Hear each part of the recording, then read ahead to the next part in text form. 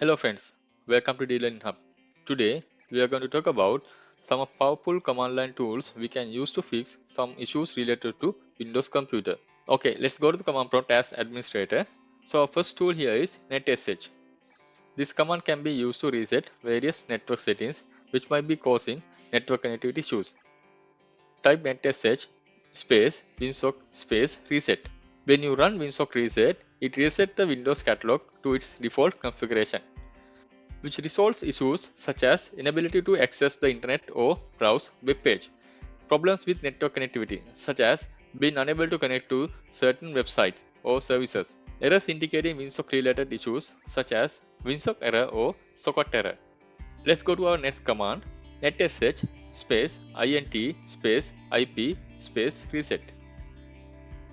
When you run this command, it can help to resolve various network related issues caused by corrupted or misconfigured TCP/IP settings, such as inability to obtain an IP address from a DHCP server, problem with network connectivity such as intermittent or slow connections, difficulty to accessing certain websites or services due to DNS domain name resolution issues, error messages related to TCP/IP stack corruptions. Our next command is bcd edit. So we can type bcd edit space enum. This command is used to view and make changes to the boot configuration data store, including repairing boot related issues. This command contains boot configuration parameters and control how the operating system is booted.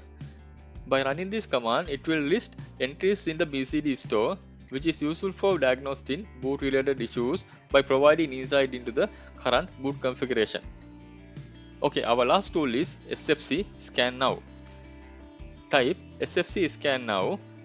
This command scans the integrity of all protected system files and repair the files with problems when possible. It is helpful for resolving issues related to corrupted or missing system files. Okay, that's it. Hope everyone got an understanding how we can use this command to fix certain issues in Windows computer. Thank you for watching. See you on the next one.